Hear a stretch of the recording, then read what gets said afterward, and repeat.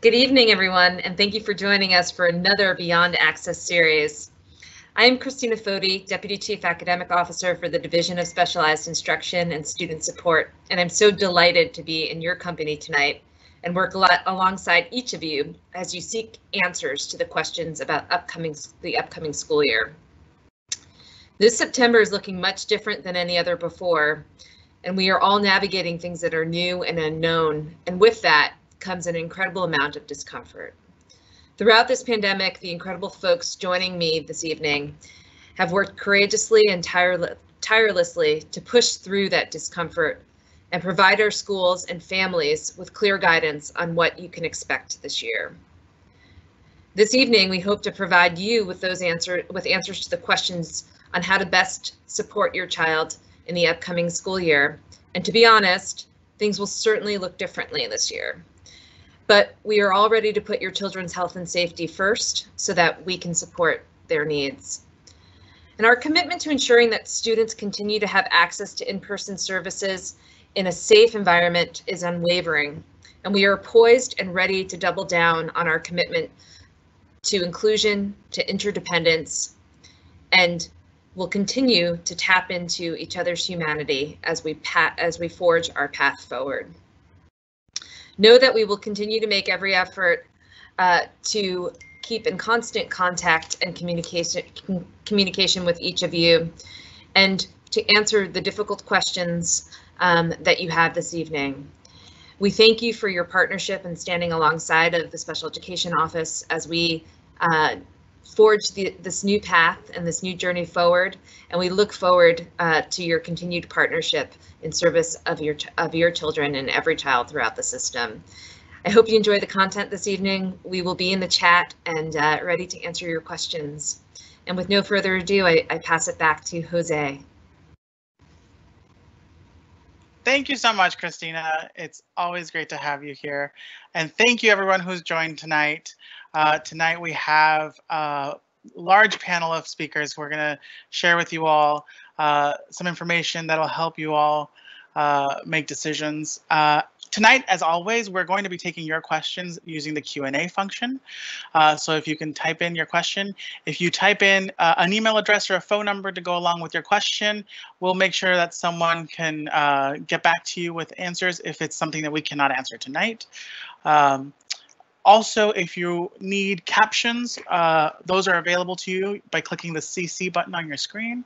And if you need translations, you can check the settings gear and select Subtitles and CC to select the language you would like to see. And just a quick announcement in Spanish to the same. Buenas noches. Si está intentando acceder los subtítulos traducidos, primero active los subtítulos cerrados haciendo clic en el botón CC. Luego, en las configuraciones, seleccione subtítulos y CC. Luego, seleccione traducción automática y seleccione su idioma.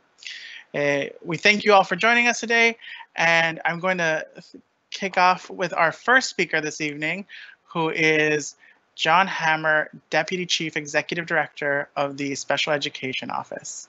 John, good evening. Good evening, Jose. Thanks for the introduction, and thanks to all the families who are here with us tonight. I know many of you are very familiar with the remote learning plan, the document that really outlined the programs and services that would be provided during the transition to remote learning in the spring. Tonight, we're really excited to announce our plan for sharing with families how programs will be delivered in the fall. This is a document that we're calling the Special Education Program Adaptations document, or the PAD. And it is a document that will be shared with families and discussed with families in advance of the start of the school year. So just a little bit about the PAD. As this year starts, schools are going to work with families to develop the PAD for every student with an IEP in DOE schools settings, which will replace the remote learning plan used when schools first transition to remote learning. The PAD is going to summarize the programs and services recommended on the student's IEP and describe how they will be adapted for the blended and remote learning environments, even if you have already chosen for blended or remote learning only. So just a point of clarification there, The pad will be provided to students, to all students with IEP in DOE schools, whether they have opted for blended learning or remote learning only. And schools are going to be expected to start with the IEP recommendation and assess the student's needs, considering the social distancing and remote learning environments, and expected to do that, to go through that process in collaboration with you, the parent. One thing that will look different this fall is that if your child IEP recommends related services, the provider assigned to your child for each service will contact you separately to develop a schedule. And those services, the services that will be provided during blended learning will be discussed with you by your related service provider in a separate process from the pad. Next slide, Jose. Thanks. And then how will the pad be developed? So first and foremost, the pad will take your input into account. You should expect to be contacted by your child's teacher before the first day of school to discuss what worked and what did not work for your child last year during remote learning. We're really seeing this conversation as a get to know one another start of school year conversation.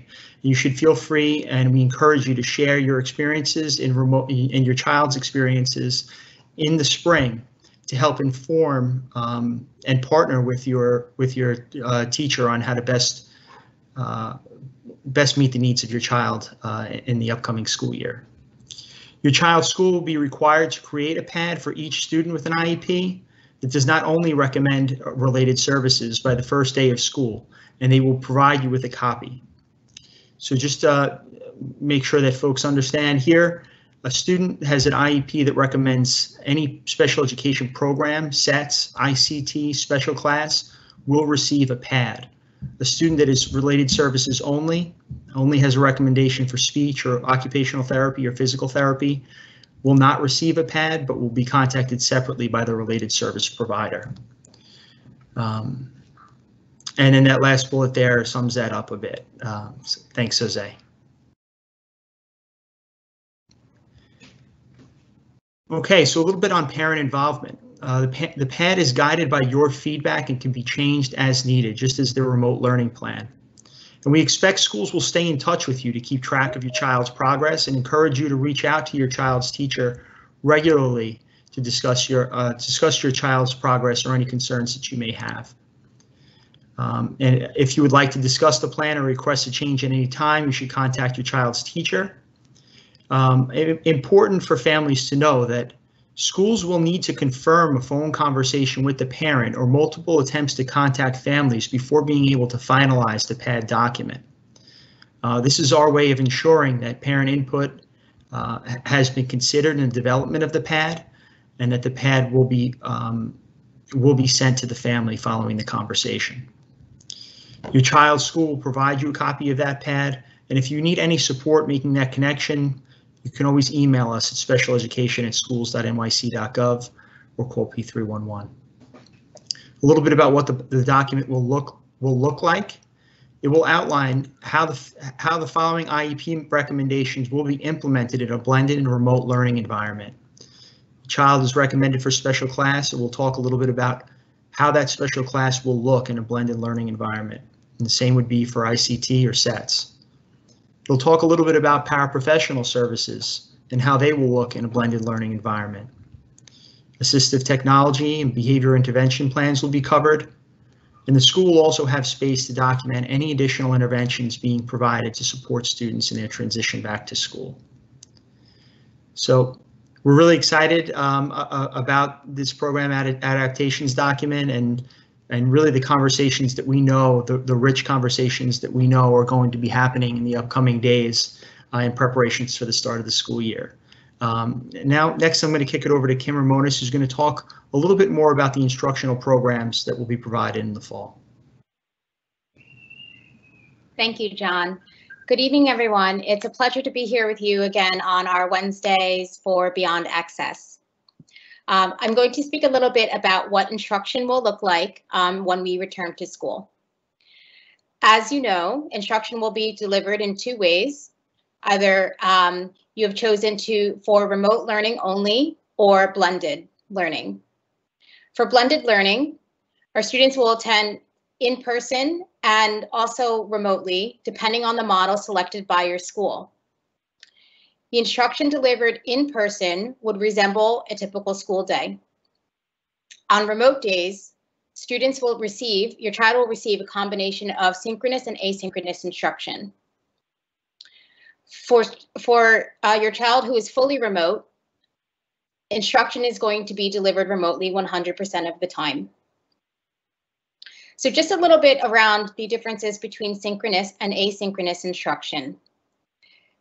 Synchronous is the live interaction between the teacher and a student or students at a scheduled time, and it is communicated to you in advance. The daily synchronous instruction could be offered to the whole class, in a small group, or with individual students, and may include and engage caregivers to help students participate. Some of these examples might be, again, whole, small, or individual instruction, regular dedicated time with students and families with the teacher, or time set aside for conferences with students or families. So again, synchronous is the live interaction. Versus asynchronous instruction, which is instruction and learning opportunities that do not feature students and teachers interacting at the same time. So some examples might include video lessons or recorded presentations, activities or assignments that the teacher has assigned for individual or independent work. May also be discussion boards or collaborative documents. Whether the instruction is synchronous or asynchronous, there will be an alignment and a coordination between asynchronous and synchronous learning activities, so that there is alignment between the in-person days and remote days. In terms of schedules, your schedule of when to log on will be provided to you by your school. Next slide, Jose. Thank you. Okay. Integrated co-teaching in a blended and remote setting. So both remotely and in person, our ICT classes will include students with and without IEPs. No more than 40% of the students in the class will be students with IEPs for a maximum of 12. There is an in-person, there will be an in-person co-teaching pair and a remote co-teaching pair. And for our blended learning on in-person days, the class will be taught by that co-teaching pair. On blended remote days, wherever the third teacher will provide instruction through a combination of synchronous and asynchronous learning activities. The remote teacher and the in-person co-teaching pair will meet daily to coordinate and plan instruction together.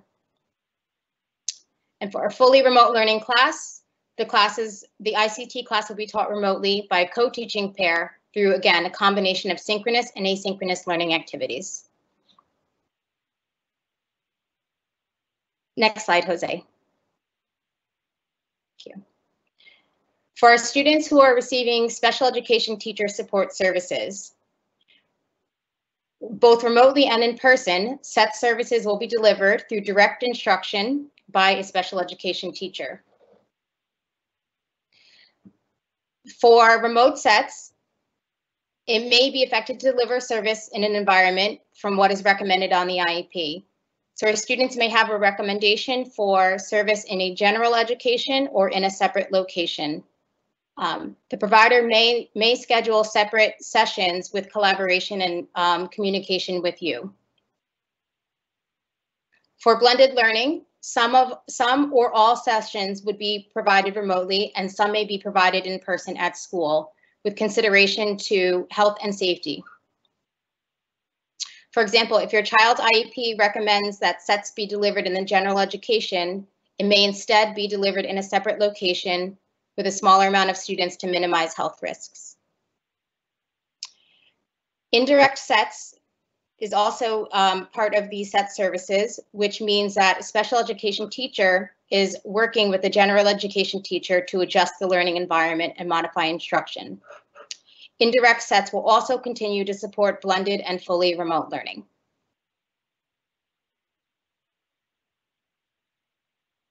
Next slide. For students who are participating in specialized programs, our ASD Nest and Horizon, our ACES programs, and our bilingual special education programs. Students participating in specialized programs will continue instruction through their current school. Teachers and staff supporting students will have been continuing to receive pre-service and ongoing training designed for each program model throughout the year. Our students in each program will continue to be supported by trained professionals, specifically for our ASD Nest and Horizon. Students will receive specific target supports and intervention and participate in the social development intervention and social curriculum. Our students in our ACES programs will continue to emphasize the development of independence, exploring career and work-based skills, and adapting the current learning environment and participating in their academic community. Our students in our bilingual special education programs will continue to receive linguistically and academic supports based on their language proficiency and special education needs. Next slide.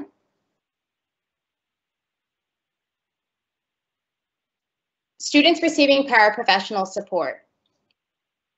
Some examples of how paraprofessional support will continue both in a remote learning environment and in-person instructional environment. Some of the paraprofessional roles in a remote learning environment can include, again, working closely with your child's teacher or teachers to prepare and upload learning materials or leading small group instruction, supporting individuals or small groups of students, assisting you and your child in accessing remote learning platforms, consulting with you to provide recommendations for supporting the individual needs of your child, certainly discussing how you can support your child and any support that you might need for in social distancing and supporting students wearing a mask, assisting you in reinforcing positive behavior support systems, and also supporting your child during related service provisions. Now, in an in-person instructional environment, again, resembling what would typically happen in a school day, paraprofessionals would assist with leading small instructional group while teachers supporting the rest of the class, or assisting individuals or small groups with health, behavior, toileting needs, and appropriate hygiene practices, and the application of health and safety precautions. And supporting a group of students receiving remote learning as part of a blended group where some students are receiving in-person instruction from a teacher would also how a classroom paraprofessional may support students in an in-person environment. Next slide. Thank you, Jose. So we are also able to continue instruction for our students age 21 in our DOE schools. So this includes our students who are working towards a diploma, but were unable to complete credits necessary for graduation, were invited back to school for September. This applies to students with 33 or more credits, as well as other students who would be able to graduate if given an additional year. Continued instruction is also for students with IEPs who have missed instruction and or services and do not have post-secondary plans in place because of the transition to remote learning, and are showing signs of regression and have not met their IEP goals, are eligible to continue to receive instruction or related services in this school year.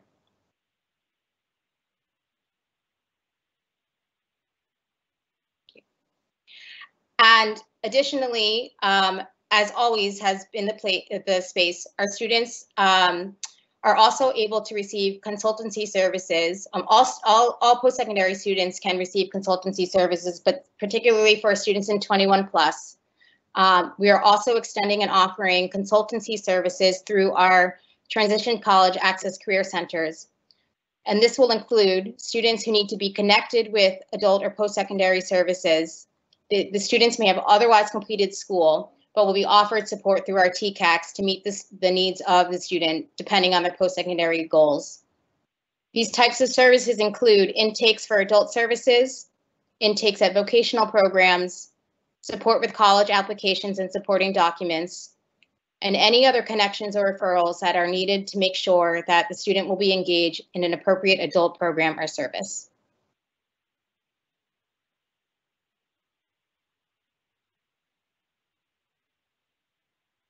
So I'm going to turn it over to my colleague, Suzanne, who will speak to us a little bit about related services. Great. Thank you so much, Kim, and thank you, Jose, and thank you to everyone who's joining this evening. I am happy to spend a few minutes speaking about related services and how services will be arranged and provided during blended learning, and assure everyone that the related service team is working closely with their school leaders and colleagues to ensure that services are being arranged and coordinated and ready to serve students when they return.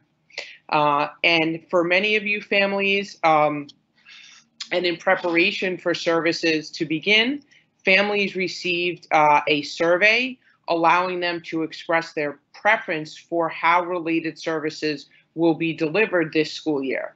And related services can be delivered remotely, in person in many cases, and or a hybrid model. Some sessions remote and some sessions in person.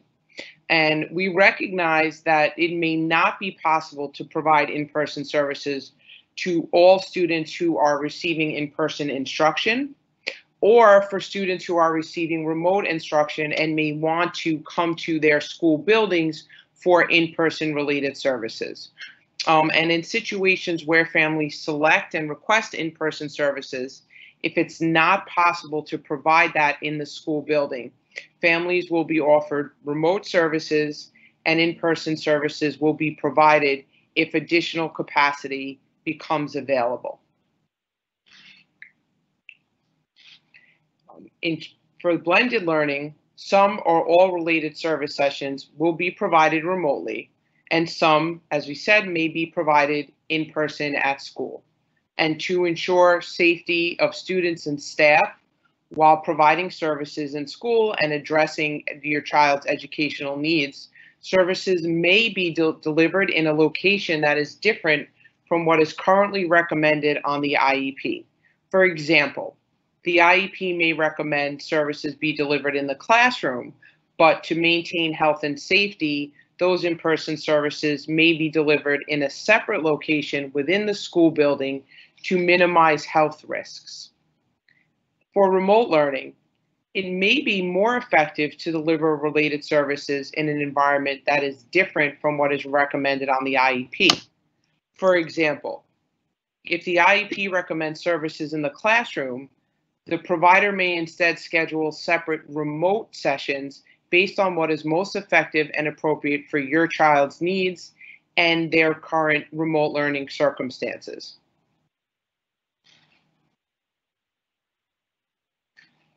The related service providers that are assigned to your child will contact you to discuss the schedule and your preferred method of service delivery. In many cases, related service providers have contacted families already beginning yesterday, and they will continue to do so tomorrow, Friday, and into early next week to make contact with all families of students receiving related services in their schools. When the related service provider contacts you, they will be discussing a variety of points with you and each family member that they reach. They will be discussing what is the best service delivery model for your child, in person, remote, or hybrid, what supports are available specifically at your child's school, and develop a schedule that meets both the family's needs and the student's needs. Providers will also be connecting with colleagues in the school, classroom teachers, school psychologists, school leaders, and other related service providers to ensure that they are developing the related service plan with families that best supports children in blended learning. As always, if you have any questions, concerns, or feedback, please share with your child's provider, school principal. If there are other concerns regarding how your child will receive their services and you need additional support, you can contact related services at schools.nyc.gov or call 311 for additional information. Thank you, Jose. No, thank you, Suzanne. And I might come back to you during the Q&A because in-person services is nothing new for you and your team, right? You all started providing services to students over the summer and would love to just pick your brain a little bit for families and to share some of what you all found to be best practices and what you... Absolutely. That would be wonderful. Thank you. Yeah. So, but before we get to that part, next up we have Arwina Vallejo, who is our Executive Director of School-Based Evaluations, to share with us a little bit more about IEP meetings and evaluations this coming year. Good evening, Arwina. Good evening, Jose, and good evening, everyone. It's a pleasure of mine to connect with you in this way. I'm happy to be speaking to you tonight about both IEP meetings and also sharing some information about our special education assessment policy.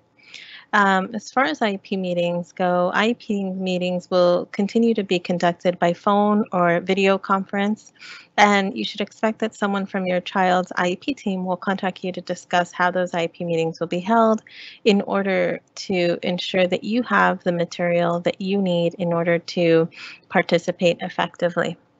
If you have questions about your child's IEP, or if you'd like to request an IEP meeting, please contact your child's special education teacher or related service provider.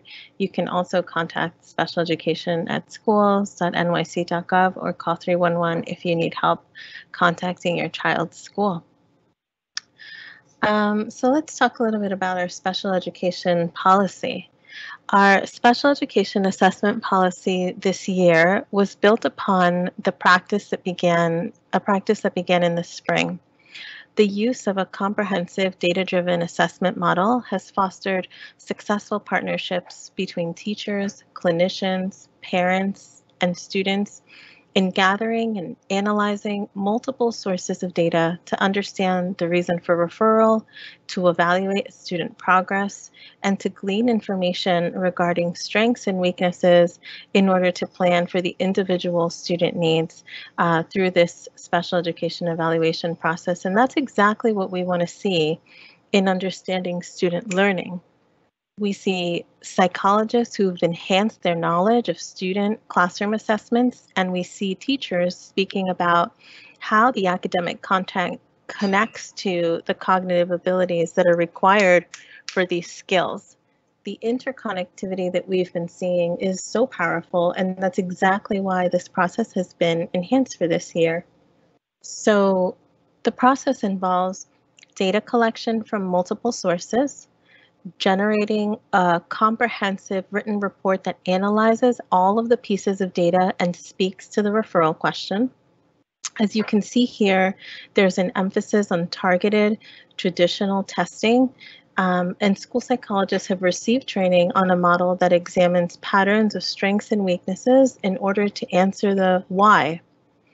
Why is this student unable to progress in the general education curriculum, and what does our student need in order to do so? This is what patterns of consistency can show us and what will lead us to students receiving the support that they need in order to progress and in order to feel successful.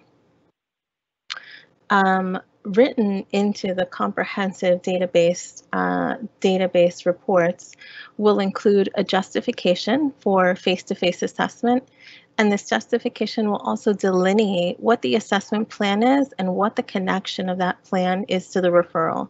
So if there are unanswered questions about, let's say, an area like working memory and the impact of that area on reading, then our comprehensive report will explain that so that the targeted assessments match the needs. Let's go to the next slide. Thanks, Jose. So this slide is basically a summary of the highlights of our current policy. Special education evaluations will continue using remote methods and in-person assessment only when necessary. School psychologists, as their first step, will use a comprehensive data-driven model for all open and new evaluations. Of course, if it was previously determined that an assessment needed to be conducted face-to-face, that will take place. All aspects of this form of assessment can be conducted remotely and through socially distanced classroom observations and clinical interviews. If and when our psychologist determines that face-to-face assessments for your child are necessary, the school psychologist will conduct only that testing which is needed to identify the disability in order to unnecessarily prolong an assessment interaction. Now, we understand that this is certainly a shift in practice for those who may be accustomed to the use of traditional testing methods, but we're also confident that understanding student learning at this time with a reliance on multiple sources of data is going to allow us to meet the needs of our student best. We want to understand intervention practices.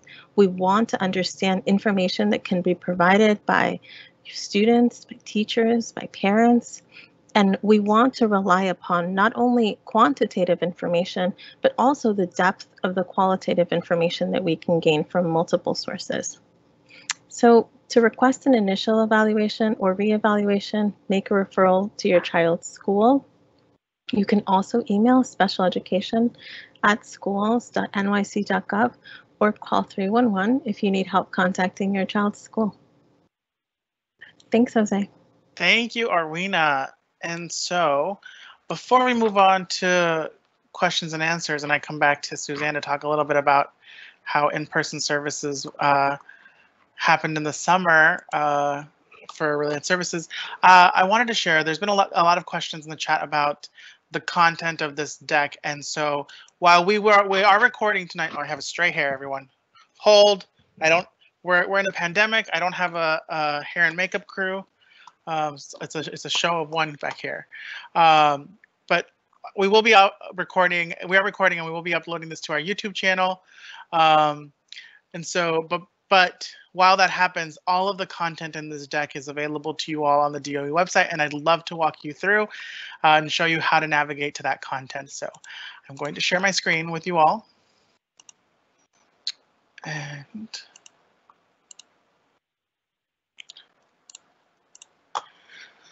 so here's the DOE website. And so the last time we were together, I was able to share with you the school year 2021 section. And under that, there is the Return to School 2020 tab. And in here, you'll find a lot of information. And this is a living resource. This is really changing as more information gets released. So if you haven't already done so, you should really bookmark this page and check it often for updated information. So including messages from the chancellor. At the bottom, you'll see messages for families. Here's a central repository for all messaging that's going out to families related to the start of schools. But for our sake, for tonight, there is a teaching and learning tab. And so when you click on that section, you come to this teaching and learning section, which has a lot of information for you here, starting with nuts and bolts and daily learning for blended and remote instruction. Again, all of these topics are being updated on a regular basis. One of the sections that is here is supporting students with disabilities. And when you click on that, you'll get a link to special education in blended remote settings, which takes you to this page that has all the information that is in the deck tonight with some additional Q&A formats. We really heard you all and your feedback throughout March and the summer, and how you all found the FAQ very helpful. And so we wanted to honor that feedback and continue providing those resources to you. So we, just as we did in March and over the summer, we're going to continue to update this on a regular basis. And as more information gets released or updated, we'll absolutely share that information here with you all through the Beyond Access forum, but we'll also be out, updating this page with additional information. So there's some more information here that, but everything that was covered today is in here as well. And I'm going to drop this link for you all into the announcement, so you all have access to it. And so you should have access to it now. And of course, the same as always, the website, it can be translated using the Google Translate tool to be able to access it in your preferred language.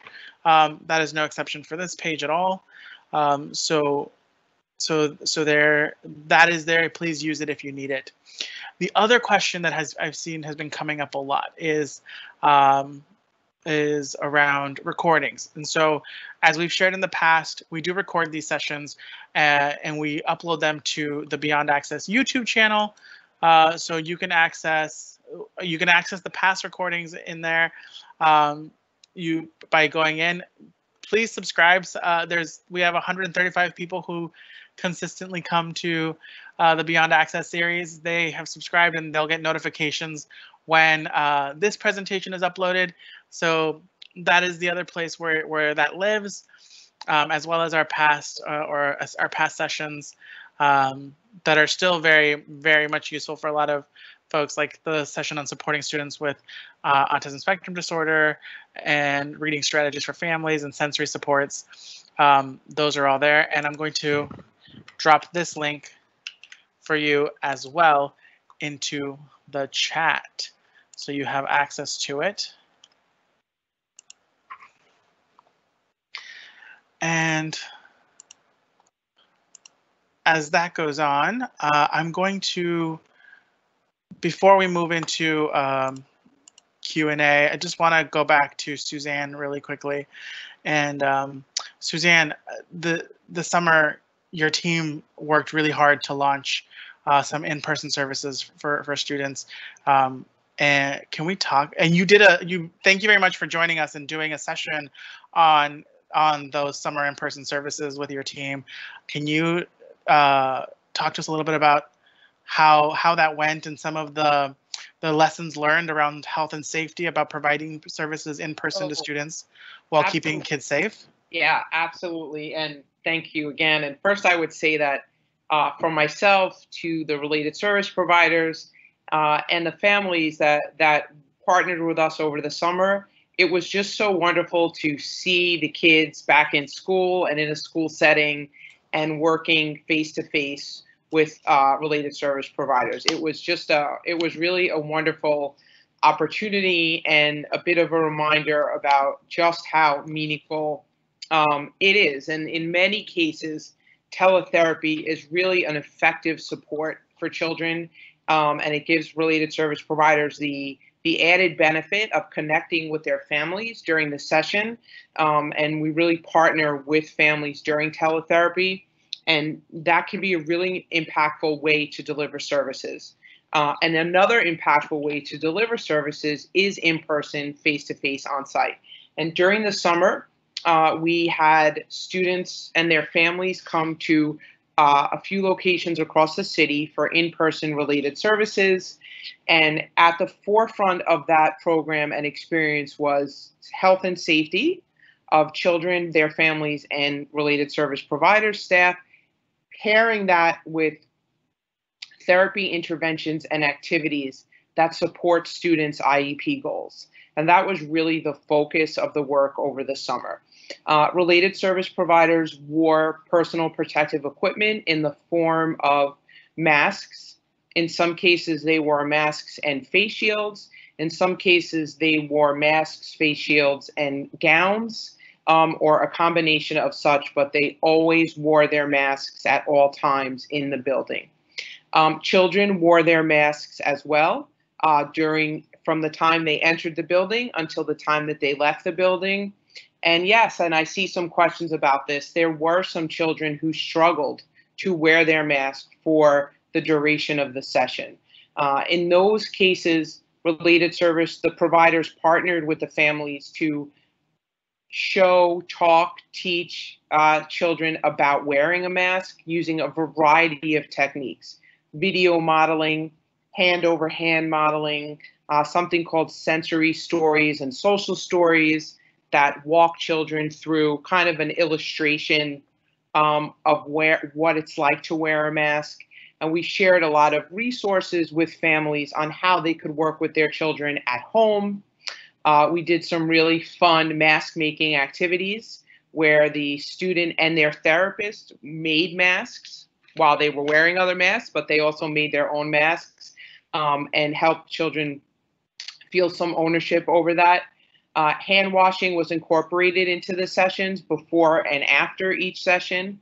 Therapists wiped down and sanitized any materials or toys or therapy tools that were used during the session, including manipulative scissors, pens, crayons, therapy balls, bolsters, and wiped down desks and chairs as well.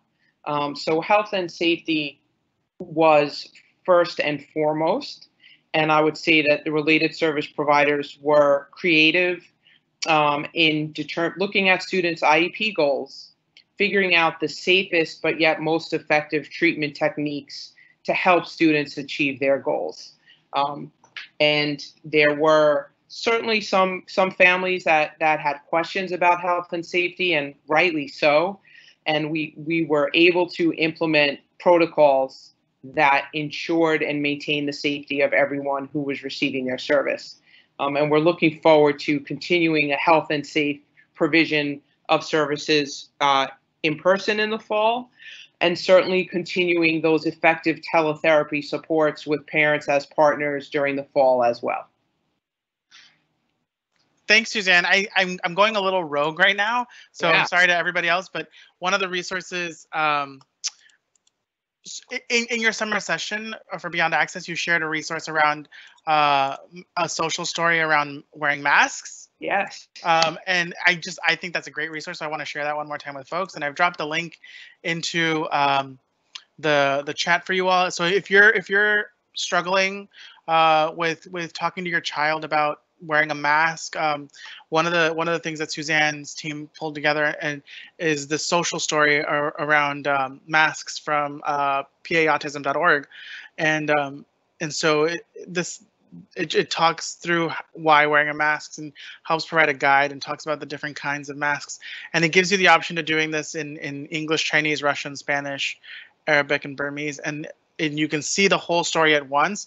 But what I think is like genius and amazing, especially for like kids who have like limited attention spans, is you can see them slide by slide and literally walk your child through this social story of wearing masks. And so this is, I honestly share this with my neighbors as well. I love this resource, and I just wanted to like give you a shout out to this link. It's a wonderful resource, and we're thankful for PA Autism for sharing their resources so freely. And I would add that our assistive technology teams are also working to add icons and options for students who use augmentative assistive communication, otherwise known as AAC.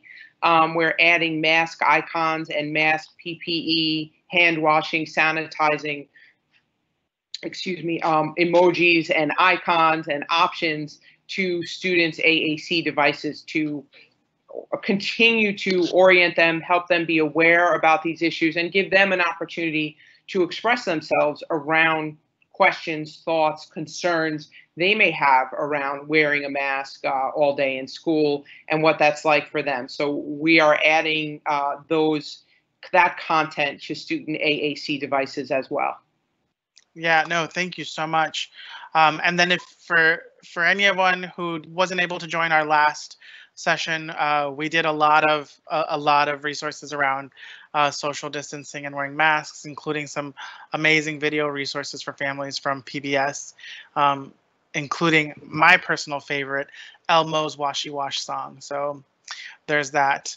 I want to get to some of the questions in the chat that the families have been asking, and I think the first one that I will ask that I've seen a couple of folks ask is for Mr. John Hammer.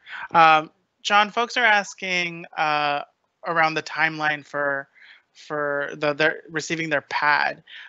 So can we talk a little bit about what we're expecting schools to be, when we are expecting schools to start working on these pads? We expect that parent outreach will happen by no later than September 21st, the first day of in-person instruction, and that those pads will be created and sent to the family in advance of that date. There will be some places on the pad, though, where more conversation and discussion will be required. Instances where a teacher is new to the child, to the student, and the parent and teacher may discuss a little bit about the current behavior intervention plan that's in place. Plan together how they can best meet their child's needs, during blended learning, but also agree to revisit the pad once the teacher gets to know the child and the child acclimates to the blended learning environment. And so we very much see this as a living document and something that can be revisited over time.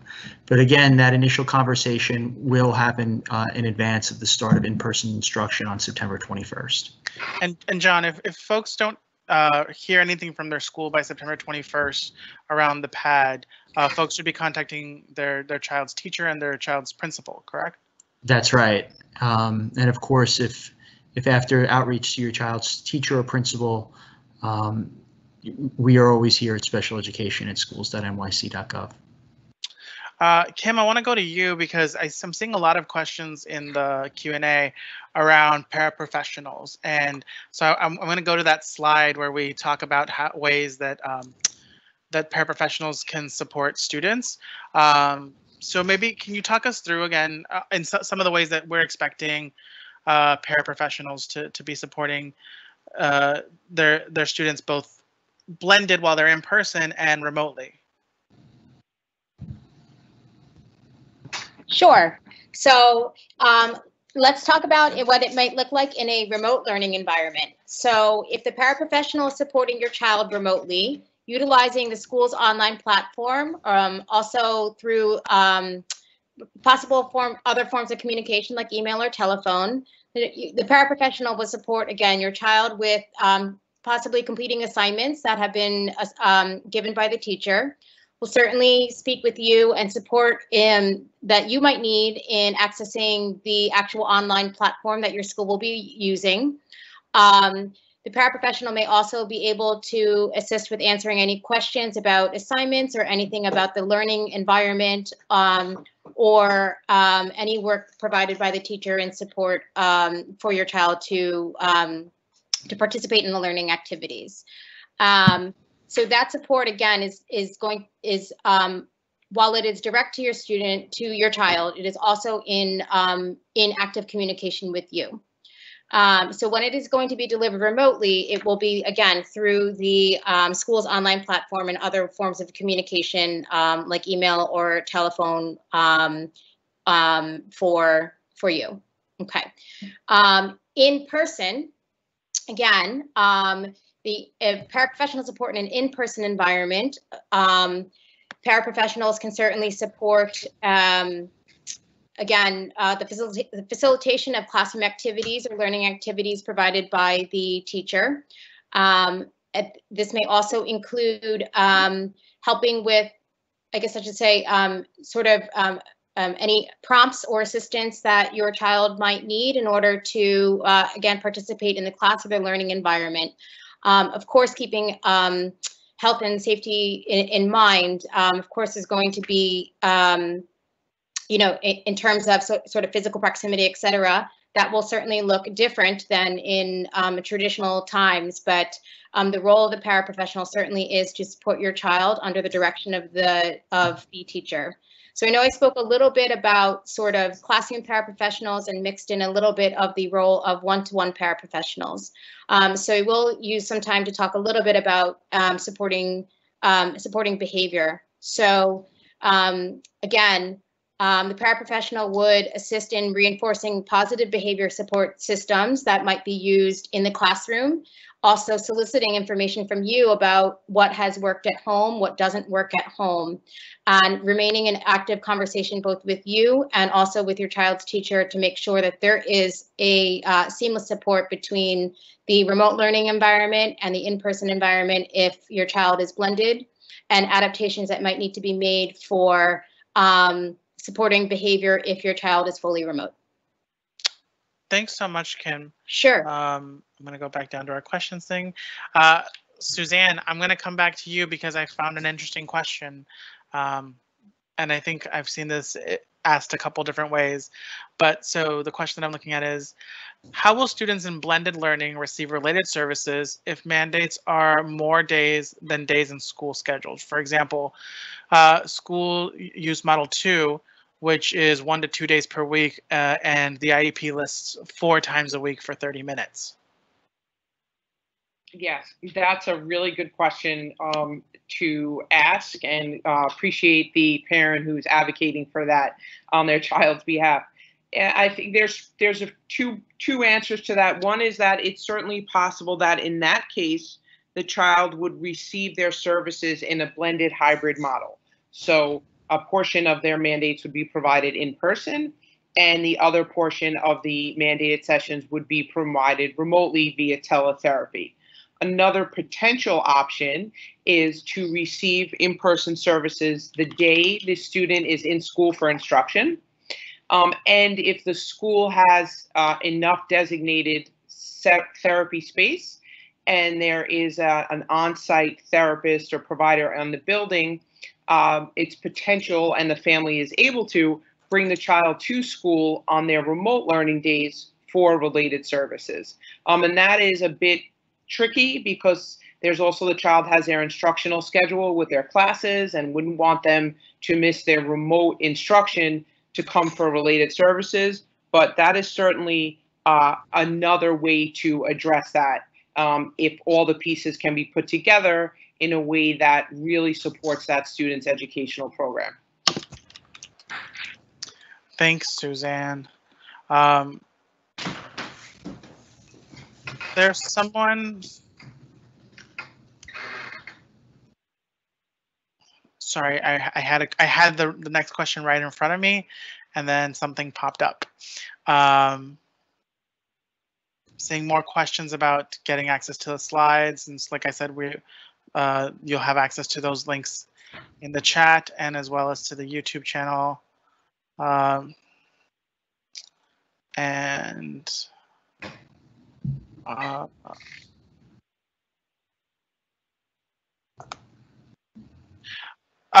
So I see a lot of questions around pre-K, and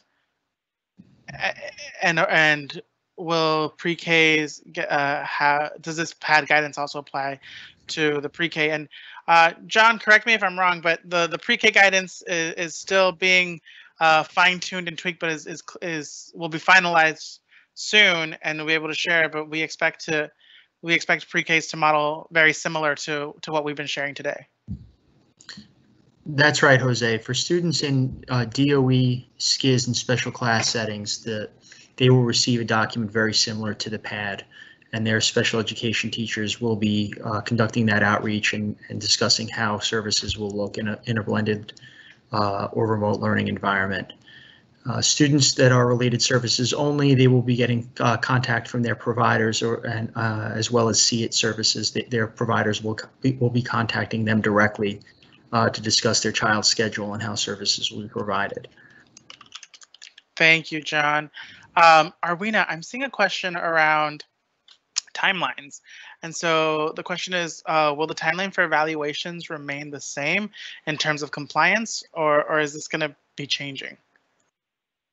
No, the timeline, thanks, Jose, for the question. Our timeline will remain the same.